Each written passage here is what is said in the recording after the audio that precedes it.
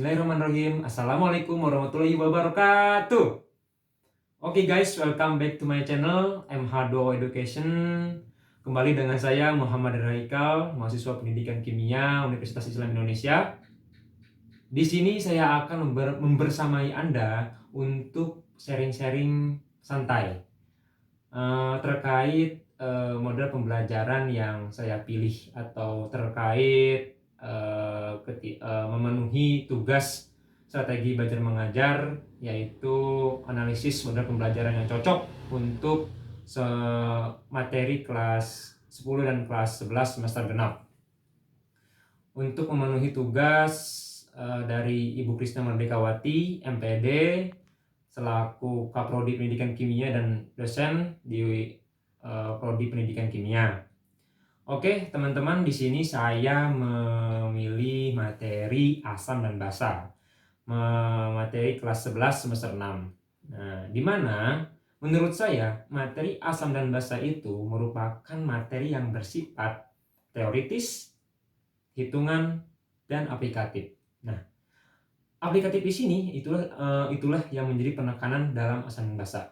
Nah, dari berbagai literatur yang saya baca, banyak yang mengatakan bahwa asam dan basa itu bisa menggunakan model pembelajaran mulai dari POE, CTL, terus Learning Cycle 5E, terus inquiry terbimbing, dan sebagainya.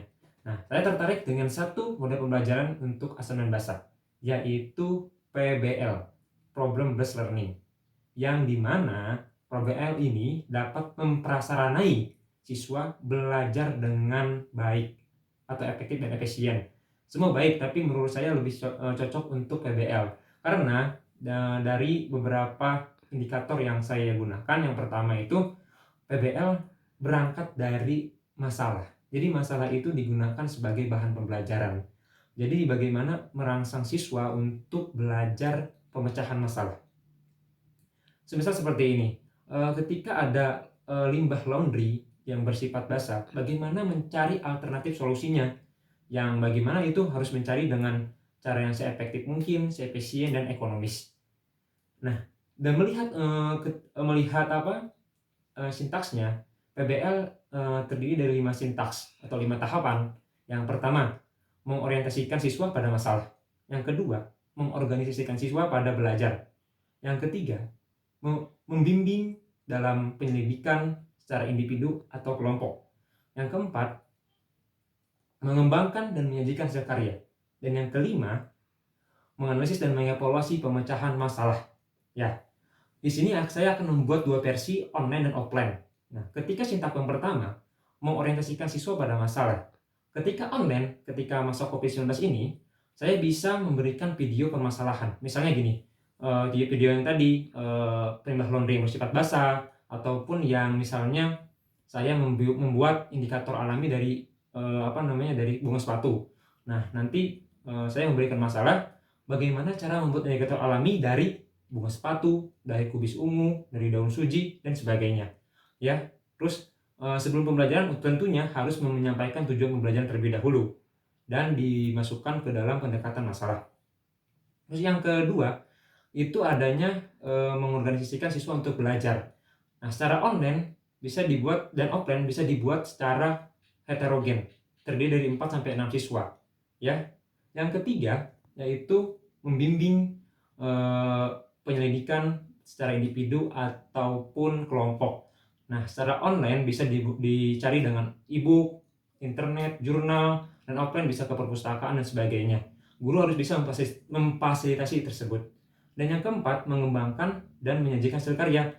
Kalau ketika online, bisa di grup WhatsApp, terus nanti menyajikannya dalam bentuk PPT dan dipresentasikan di Zoom, atau mengirimkan video ke GC dan teman-teman bisa mengomentari video tersebut. Atau kalau saya ketika offline, otomatis PPT bisa jadikan acuan dan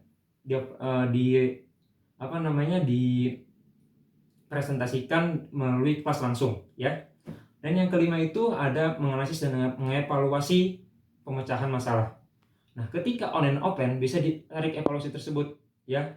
Bisa seperti menarik kesimpulan secara bersama-sama, ya. Nah, terus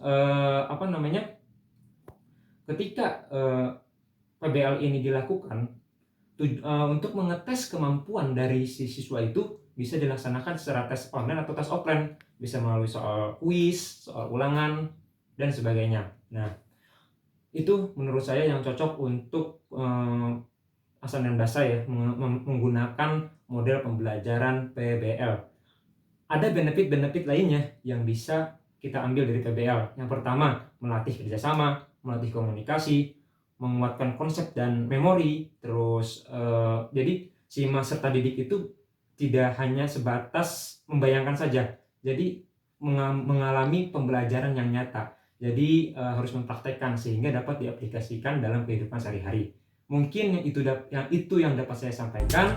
Kurang lebihnya mohon maaf. Wassalamualaikum warahmatullahi wabarakatuh. Dan jangan lupa like, subscribe, and komen ya. Dan kalau bermanfaat, share ke teman-teman semua. Dadah. Assalamualaikum warahmatullahi wabarakatuh.